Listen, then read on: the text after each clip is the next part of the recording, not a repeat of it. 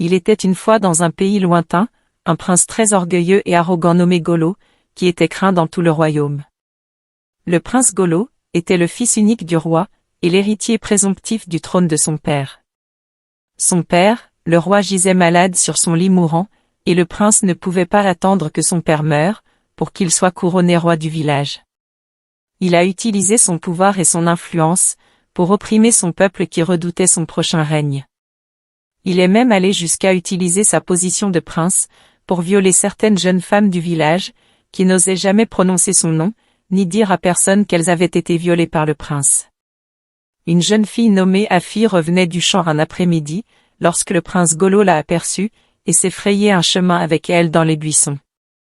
Il s'est imposé sur Afi, l'avertissant de ne jamais souffler un mot de ce qui était arrivé à qui que ce soit dans le village, et Afi, terrifiée à l'idée de ce que le prince lui ferait, si jamais elle disait à quelqu'un qu'il l'avait violée, rentra chez elle et fit comme si de rien n'était.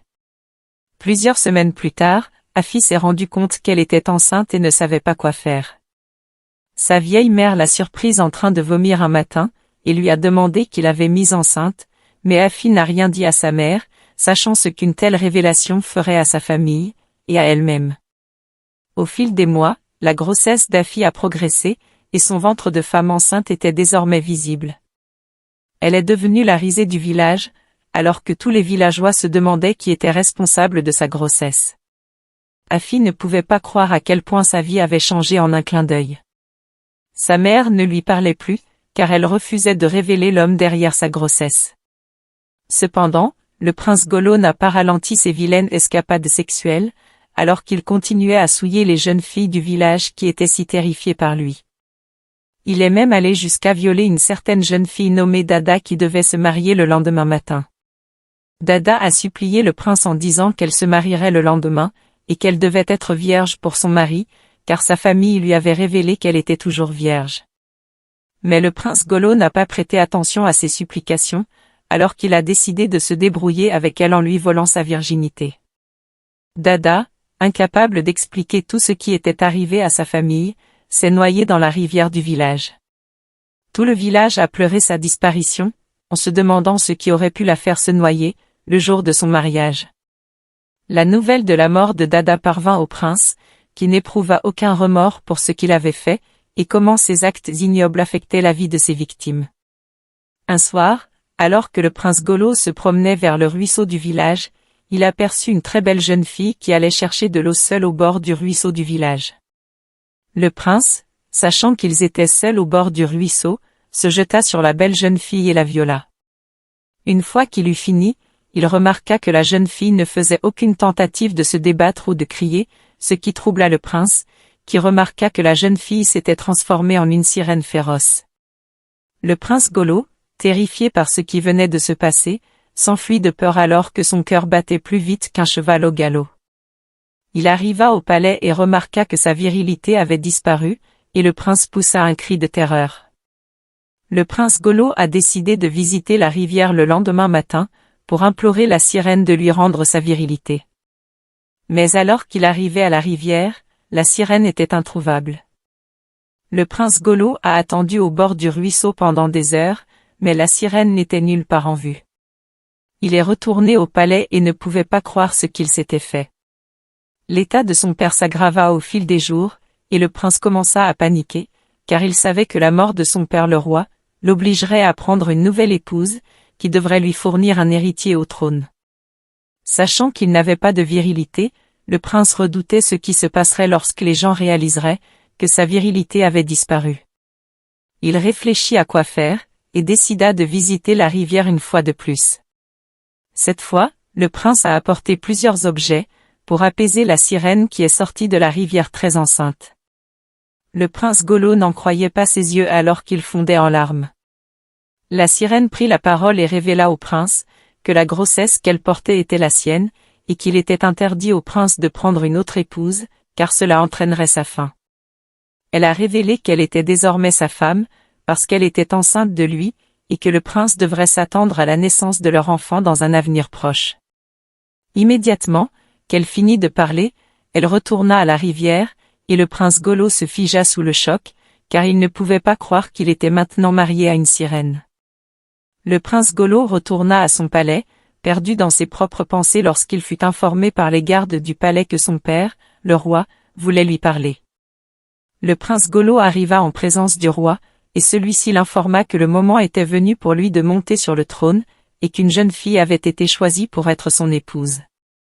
Le roi dit alors au prince de se préparer à rencontrer la jeune fille le lendemain soir, et le prince Golo demanda à son père le roi ce qui se passerait, s'il choisissait d'épouser une autre femme.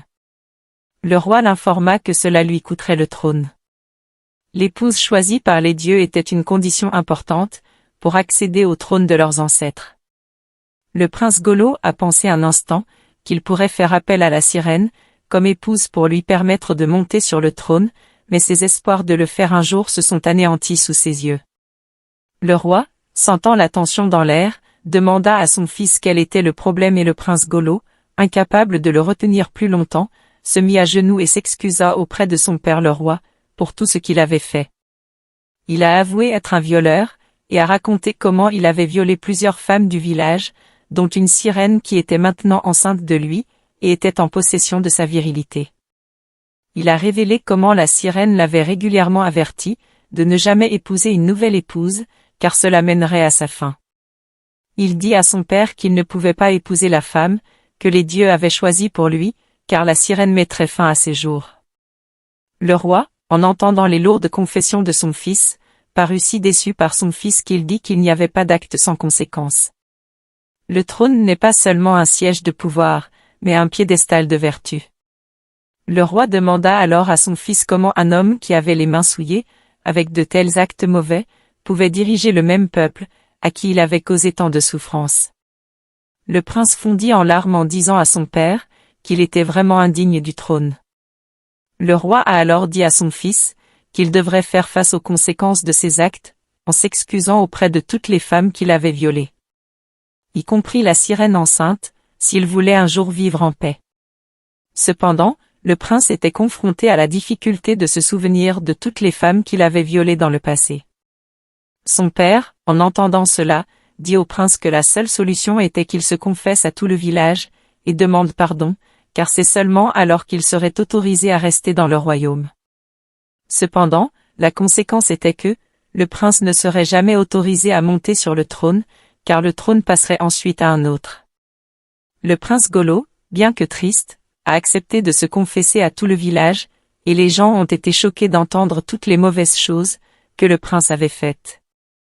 Je me tiens devant vous, non pas comme votre prince, mais comme un homme enchaîné par ses propres erreurs de jugement. Commença Golo, sa voix dépassant à peine les murmures de la foule. J'ai fait du tort à beaucoup de personnes, et mes actions ont jeté des ombres sur notre pays. Aux femmes que j'ai blessées, aux esprits que j'ai offensés, et à la sirène qui porte maintenant mon enfant, j'offre mes plus sincères excuses. Tandis qu'il parlait, le ciel au-dessus de lui semblait s'assombrir, et les eaux de la rivière remuaient. De ses profondeurs émergea la sirène, tenant un enfant dans ses bras alors qu'elle se dirigeait vers le palais. La vue était si terrifiante qu'elle a plongé toute la foule dans le silence. Golo s'agenouilla devant la sirène, lorsqu'il aperçut le bébé dans ses bras. Il n'était pas sûr de ce qui se passerait, lorsque la sirène parla en disant que leur enfant, né à la fois de la terre et de l'eau, servirait de pont entre les deux mondes. Elle a dit à Golo qu'il resterait sur terre et élèverait leur enfant, sans oublier qu'il était marié avec elle. Elle a averti le prince Golo de ne jamais en épouser une autre, en guise de punition pour toutes les choses terribles qu'il avait faites alors qu'elle lui remettait leur fils, et lui rendait sa virilité avant de retourner dans les profondeurs de la rivière. Le roi, entendant tout ce qui se passait sur son lit de malade, envoya sa garde personnelle annoncer au peuple que bientôt le trône serait transmis à un autre, son fils étant indigne d'être couronné roi. Il a déclaré que dans les prochains jours, un nouveau roi serait annoncé, et cette nouvelle a apporté de la joie au cœur du frère unique du roi, Géli, qui était le prochain sur le trône. Géli ne pouvait pas croire qu'il deviendrait bientôt roi, et cette pensée le rendait ivre de pouvoir.